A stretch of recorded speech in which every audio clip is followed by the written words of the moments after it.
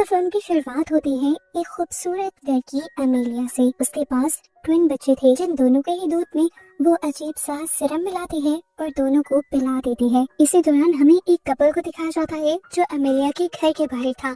आदमी चुपके से अमेलिया के घर के अंदर घुसता है और एक बच्चे को उठाकर जल्दी से अपनी गाड़ी में अपनी वाइफ के पास छोड़ाता है। इससे पहले कि वो दूसरे भी बच्चे को किडनैप कर पाता, अमेलिया उसे देख लेती है और उसके पीछे भागने लग जाती है और आखिर अपना दूसरा बच्चा बचा लेती है। लेकिन वो कपल एक बच्चा लेकर फिर भी भाग जाता है। कुछ देर बाद हम उस बच्चे को सड़क के किनारे पर देखते हैं। समझ आ जाता है कि कपल ने ये बच्चा अपने लिए किडनैप नहीं किया था, बल्कि इस बच्चे को किडनैप करने के पीछे उनकी कोई और सोच थी। फिर सालों गुजर जाते हैं और हमें एक जवान लड़के एडवर्ड को दिखाया जाता है। ये वही बच्चा था जिसे वो लोग सड़क पर छोड़ गए थे। एडवर्ड अपनी जिंदगी में खुश था अपनी वाइफ राइली के साथ, लेकिन उसके बावजूद उसे ये सोच हमेशा सताती थी कि उसके पेरेंट्स कौन और कहाँ होंगे, क्या जिंदा भी हैं वो उनके बारे में जानना चाहता था। राइली को उसकी इस सोच के बारे में पता था, इसीलिए अपनी एनिवर्सरी पर वो एडवर्ड को डीएनए टेस्ट किट देती है। ये किट उसे उसके पेरेंट्स के बारे में बता सकती थी। प्रोसेस ने कुछ टाइम लेना था, इसीलिए एडवर्ड सो जाता है और सुबह जब उठता है तो खुशी से ये पागल होने वाला होता है, क्योंकि ये किट काम कर गई थी। उसे इस किट के सिस्टम के जरिए अपने भाई का पता चल गया था। जैसे ही उसे ये बात पता चलती है, उसे वॉशरूम में एक अजीब सा साया दिखाई देता है। वो डर जाता है, लेकिन फिर अपने डर पर काबू पाते हुए घर से बाहर आ जाता है और ये बड़ी खुशखबरी राइली को बताता है। वो राइली को ये भी बताता है कि मैंने उस लड़के से कांटेक्ट भी किया था। मुझे पता चला है कि वो मेरा ट्विन ब्रदर है जिसका नाम मैनुअल है। मैनुअल ने उसे बताया था कि मॉम हमेशा बताती थी कि तुम्हारे भाई को किडनैप कर लिया गया था। एडवर्ड वही था। ये सब बताते हुए वो राइली को इतना ज्यादा एक्साइटेड था कि उसे कुछ समझ नहीं आ रही थी वो आगे क्या करे। वो राइली से मशवरा लिए बगैर अपना फैसला सुना देता है कि हम दोनों मेरी फैमिली से मिलने के लिए जाएंगे। उसकी फैमिली पुर्तगाल में रहती थी। ये लोग पुर्तगाल के लिए निकल जाते हैं और जब ये लोग एडवर्ड के घर के पास ही होते हैं तो इन्हें उस घर का रास्ता नहीं मिलता। राइली उतर कर आसपास के लोगों से जब इस एड्रेस के बारे में पता करती है तो बूढ़ा आदमी इस एड्रेस को देखकर शॉक रह जाता है और डरते हुए इन दोनों को वापस जाने को कहता है। वो इन्हें वार्न कर रहा था कि वहाँ मत जाना, पर ये दोनों बात नहीं सुनते और उनके समझाए एड्रेस के जरिए उस घर पर पहुंच जाते हैं। ये एक बहुत बड़ा सा विला था। यहाँ जाते ही सबसे पहले उससे मैनुअल मिलने के लिए आता है। मैनुअल और एडवर्ड बिल्कुल एक जैसे दिख रहे थे और ये देखते हुए एडवर्ड का सारा शक यकीन में बदल गया कि वो दोनों भाई हैं। मैनुअल एडवर्ड को जोर से गले लगाता है और उसे घर के अंदर ले आता है। ये घर अंदर से बहुत बड़ा, बहुत खूबसूरत था और इस घर के अंदर बहुत ही एक्सपेंसिव पेंटिंग्स भी लगी हुई थी। एडवर्ड अपनी मॉम के एक पोर्ट्रेट के पास रुक जाता है और राइली उनकी ब्यूटी की तारीफ करती है। मैनुअल इन्हें अपनी ग्रैंडमदर की पेंटिंग भी दिखाता है। मैनुअल बताता है कि ये दुनिया के फेमस तरीन पेंटर ने बनाई है और इस बात से साफ जाहिर था कि ये फैमिली बहुत ज्यादा अमीर थी। एडवर्ड का तो आते ही यहाँ पर दिल लग गया था, ऐसे जैसे वो हमेशा से ही यहाँ पर रहता हो। हालांकि अभी तक वो अपनी मॉम से नहीं मिला था। वो जब अपनी मॉम से मिलने की बात करता है तो मैनुअल कहता है अभी नहीं, अभी वो आराम कर रही हैं, कुछ देर बाद मैं तुम्हें उनसे मिलवाऊंगा। ये लोग आराम करने के लिए अपने रूम में चले जाते हैं और रात को एडवर्ड को बहुत ही डरावना सा ख्वाब आता है। जैसे ही राइली उसकी तरफ मुंह करती है तो राइली का चेहरा बदल कर उसके मॉम वाले पोर्ट्रेट जैसा हो जाता है। वो डर कर उठ जाता है तो पता चलता है इस टाइम उसे मैनुअल ही जगाने आया था, जो उसे कहता है आ जाओ, मॉम तुमसे मिलना चाहती है। एडवर्ड अपनी मॉम के रूम में जाता है तो शॉक रह जाता है उनको देखकर, क्योंकि उनका चेहरा काफी बिगड़ चुका था। ऐसा लग रहा था कि उन्होंने पास्ट में काफी सारी सर्जरीज करवाई होंगी जिसकी वजह से वो ऐसे दिख रही हैं। लेकिन एडवर्ड को अपनी माँ चाहिए थी, उनका चेहरा नहीं। वो जाकर उनके पास उन्हें गले लगाकर रोने लग जाता है। हर माँ की तरह अमेलिया भी एडवर्ड से ज्यादा उसके मिलने पर खुश थी। राइली के उठने पर वो ये सारी बातें राइली को भी बताता है कि वो अपनी मॉम से मिल चुका है। मॉम बहुत ज्यादा खुश है और मैं भी। लेकिन अजीब बात है, मॉम ने बहुत सारी सर्जरीज करवाई हुई है।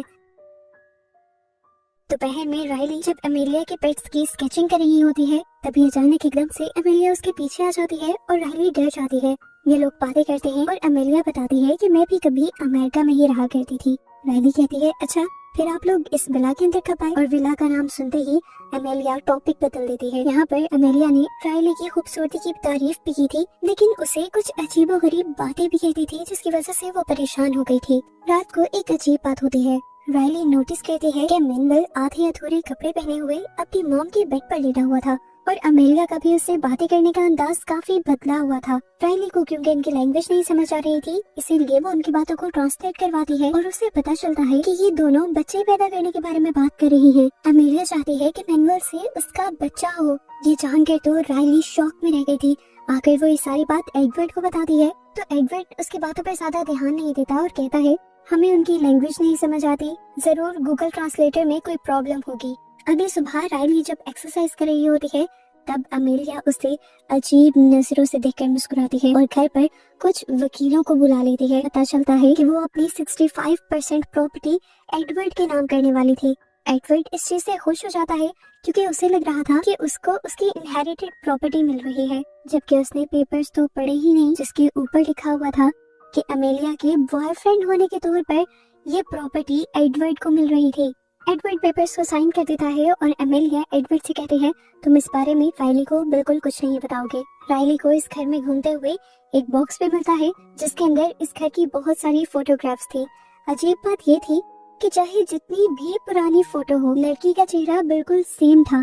की चीज उसे कंफ्यूज कर देती है और जब वो देखती है कि मैनुअल उसे देख रहा है तो वो इस बॉक्स को बंद कर देती है और अपने दोस्त को कॉल करके यहाँ की सारी सिचुएशन बताती है। रात होने पर हम देखते हैं कि मैनुअल घर से बाहर खड़ा हुआ जोर जोर से अजीबोगरीब गाना गा रहा था। ये गाने से ज्यादा कोई रिचुअल लग रहा था, जबकि उसी रात हम देखते हैं कि राइली को भी अजीबोगरीब ख्वाब आए थे। उस ख्वाब में उसने इस घर में कुछ डरावनी चीज देखी थी और उसे ऐसा भी लगा था कि जैसे अमेलिया उसके सामान में से उसकी पर्सनल चीजों को टच कर रही है। और जब वो डरकर सोकर उठी तो सच में उसका सूटकेस खुला हुआ था। वो डर गई। तैयार होकर वो जॉगिंग के लिए निकली और उसने अपने फ्रेंड को कॉल की और ये सारी चीजें बताई और कहा कि मैं कल की कल ही वापस आ जाऊंगी। उसके फ्रेंड ने उसे एडवाइस की कि तुम ये बातें खुलकर एडवर्ड को बता कर आना। इस टाइम एडवर्ड भी जो उसे ढूंढने के लिए ही बाहर निकला था, उसे इस घर के बाहर एक छोटा सा चैम्बर नजर आता है। अंदर से बच्चे के रोने की आवाज आ रही थी।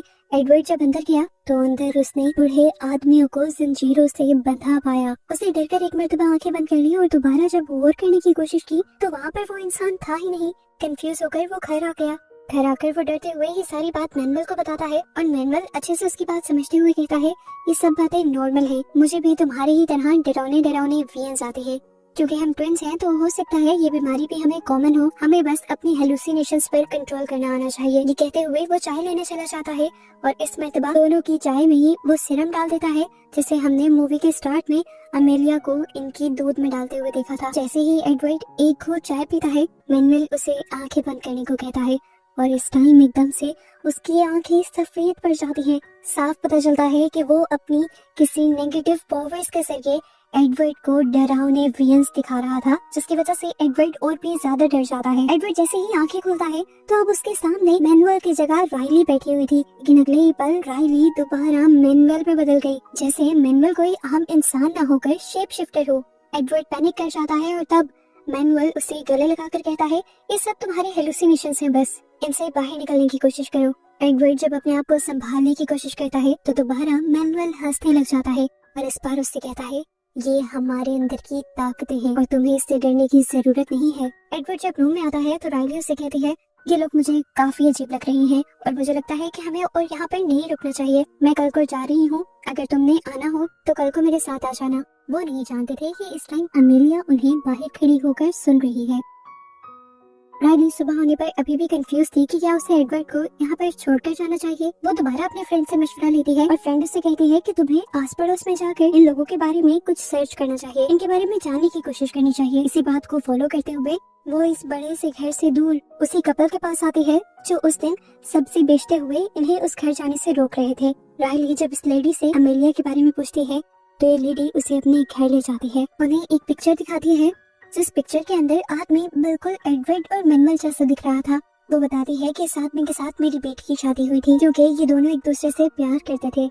ये दोनों भी उसी कैसल के अंदर रहते थे। मेरी बेटी ने मुझे बताया था कि अमेलिया एक विच है, एक जादूगरनी है। वो अपने आप को जवान रखने के लिए अजीबोगरीब जादू करती है। उसने बताया था कि अमेलिया अपने ही बेटों का इस्तेमाल अजीब तरीके से करती थी जिससे उसके बच्चे पैदा होते थे। अपने यहाँ पैदा होने वाली बेटियों को वो मार दिया करती थी और बेटों को बार बार अपने मकसद के लिए इस्तेमाल करती थी और जब जब उसके यहाँ बच्चा पैदा होता था वो दोबारा से जवान हो जाया करती थी। ये ओल्ड लेडी बताती है कि इस पिक्चर में जो लड़का नजर आ रहा है मेरी बेटी का हस्बैंड वो भी दरअसल अमेलिया का ही बेटा था, जिससे अमेलिया के आगे 2 बेटे पैदा हुए थे। ये मैनुअल और एडवर्ड की ही बात कर रही है। वो बताती है कि मेरी बेटी ने अपने हस्बैंड को समझाया कि ये सब कितना गलत है। उन दोनों ने अमेलिया का ये रिचुअल तोड़ने की कोशिश भी की, उसके बच्चों को किडनैप करते हुए। यानी ये उसी कपल की बात कर रही थी जिन्हें हमने मूवी के स्टार्ट में देखा था एडवर्ड को किडनैप करते हुए। लेकिन वो कपल पूरी तरह अपने मकसद में कामयाब नहीं हो पाया था। ये अजीब बात सुनकर राइली का दिमाग खराब हो जाता है। वो फौरन सोचती है कि उसे एडवर्ड को लेकर यहाँ से दूर चले जाना है।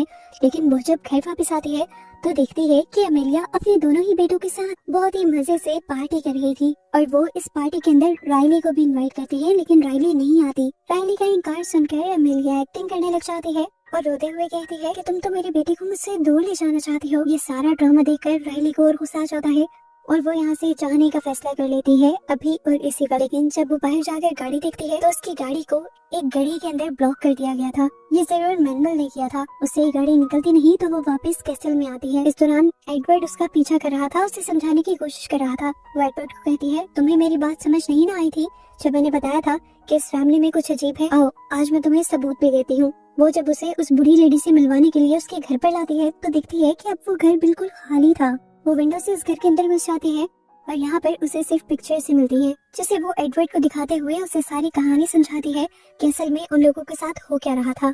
एडवर्ड तो ये सारी बातें मानने को तैयार ही नहीं था। उसका दिमाग खराब हो जाता है। वो उसे समझाते समझाते घर भी आ जाती है और इतने में ही मैनुअल उनके पास आता है। मैनुअल को देखकर राइली बस इतना ही बोलती है कि मेरी कार। मैनुअल उसे कह देता है, हाँ मैंने वहाँ से निकाल दी है। राइली जाकर अपनी कार में बैठ जाती है क्योंकि वो काफी दुखी थी कि एडवर्ड इतने सालों के साथ के बावजूद भी उसकी बात नहीं मान रहा था। वो अपनी फैमिली को सपोर्ट कर रहा था जिससे वो कल मिला था। यहाँ एडवर्ड भी अब सीधा अपनी मॉम के पास चला जाता है और अमेलिया उसे देखकर ऐसे एक्सप्रेशंस देती है जैसे उसने पता नहीं क्या पा लिया हो। अब वो उसे चाय में एक सीरम मिला कर देती है। दूसरी तरफ अमेलिया जो कि शहर छोड़कर जाने ही वाली थी, कहानी स्टार्ट करते ही उसे एक मैसेज आ जाता है जो उसने एडवर्ड की फैमिली को ढूंढने के लिए एंसेस्टर किट यूज की थी।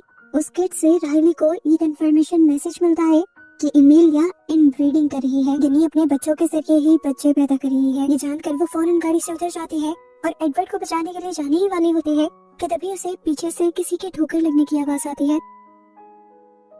उसने जाकर देखा, ये वही आदमी था जिसे पहले एडवर्ड ने चैम्बर के अंदर देखा था और अब वो मर चुका था। राइली इसे पहचान गई थी कि ये मैनुअल और एडवर्ड के डैड हैं। इससे पहले कि वो यहाँ पर कुछ भी गई थी, उससे मैनुअल टकरा जाता है और पता चलता है कि वो ही इस बॉडी को ठिकाने लगाने जा रहा था। अब क्योंकि राइली ने ये सब कुछ देख लिया था, इसलिए मैनुअल उसे मारने लगता है और राइली भी अपना अच्छा डिफेंस करती है और पास पड़ी चीजें उठाकर मैनुअल को मारती है। लेकिन अचानक उसके कमजोर पड़ने पर मैनुअल वहाँ से बचकर भाग जाता है। दूसरी तरफ घर पर हमें दिखाया जाता है कि एडवर्ड अब अपने आप को काफी कमजोर महसूस कर रहा था। वो अपने रूम में जाकर लेट जाता है और तभी उसके पास आ जाती है राइली, जो उसके करीब आने लगती है। दरअसल ये राइली नहीं थी, अमेलिया ही थी जो अपनी पावर्स का इस्तेमाल करते हुए अपनी शक्ल राइली जैसी बना के एडवर्ड के करीब आ रही थी। दूसरी तरफ राइली अपने आप को बचाने के लिए जब चैम्बर के अंदर जाती है तो उसे एक और बूढ़ा आदमी दिख जाता है जिसे चैनों से बांधा गया था। ये भी अमेलिया का ही बेटा होगा। राइली इसे देखकर डर जाती है और इसे चैम्बर की सीढ़ियों का इस्तेमाल करते हुए किले के अंदर चली जाती है। राइली अब अपने कमरे में आई तो उसने देखा कि एडवर्ड नींद बेहोशी की हालत में बेड पर लेटा हुआ था और अमेलिया उसका फायदा उठा रही थी। आज पहली मर्तबा उसने अमेलिया का असली जिस्म देखा था। वो इंसान नहीं थी, वो सच में एक मॉन्स्टर थी जिसकी सफेद आंखें और बूढ़ा भयानक जख्मी जिस्म था। राइली अपने आप को बहुत मुश्किल से खामोश रखती है और अमेलिया के यहाँ से चले जाने के बाद एडवर्ड को यहाँ से उठाकर निकालने की कोशिश में लग जाती है। लेकिन तभी उसका सामना मैनुअल से हो जाता है जो उसे ही ढूंढ रहा था। उसने अपने हाथ में हथौड़ी पकड़ी हुई थी। एडवर्ड को नीचे उठाकर वो मैनुअल का सर हथौड़ी से फाड़ देती है। मैनुअल भी डिस्बैलेंस होकर रेलिंग से नीचे गिर जाता है, जिसके बाद दोबारा राइली एडवर्ड को लेकर यहाँ से भागने लगती है। इससे पहले कि ये लोग इस घर से निकल जाते, अमेलिया की नजर इन लोगों के ऊपर पड़ जाती है। वो जमीन पर गिरे हुए मैनुअल को भी देख लेती है और जोर से चिल्लाते हुए उसके पास आती है। उसे पता चल गया था कि राइली ने ही उसे मारा है और राइली ही एडवर्ड को लेकर यहाँ से जाने वाली है, इसलिए वो राइली को रोक लेती है और उस पर चाकू से हमला करने की कोशिश करती है। राइली इस टाइम ये देखकर हैरान थी कि कल तक जो औरत इतनी ज्यादा भयानक लग रही थी, आज उसकी शक्ल 1 मिनट में ही कैसे थोड़ी बेहतर हो गई थी। और उसके अंदर जान तो इस तरह आ गई थी जैसे वो बूढ़ी ना होकर पूरी जवान औरत हो। इससे पहले कि वो चाकू से हमला करके राइली को भी मारती थी, यहाँ पर पीछे से वही बूढ़ा आदमी आ जाता है जो राइली से मदद मांग रहा था। वो अमेलिया को पीछे से पकड़ लेता है और राइली को इतने में मौका मिल जाता है एडवर्ड को लेकर इस हवेली से भाग जाने का।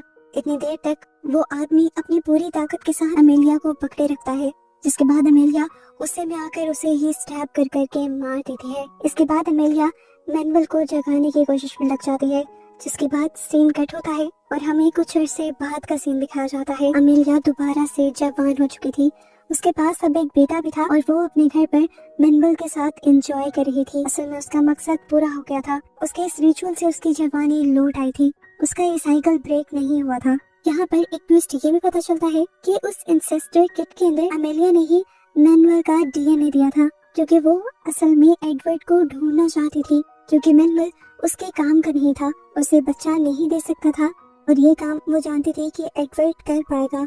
एडवर्ड का यहाँ आना, वो सब सोचना सारा ही अमेलिया का प्लान था और वो फाइनली अब अपने प्लान में कामयाब भी हो चुकी थी। अब उसके पास क्योंकि एक नया लड़का आ चुका है तो वो इसके जरिए भी वही साइकिल चलाएगी जो वो पहले चलाती आ रही है। और बस यही सब दिखाते हुए ये मूवी यहाँ खत्म हो जाती है।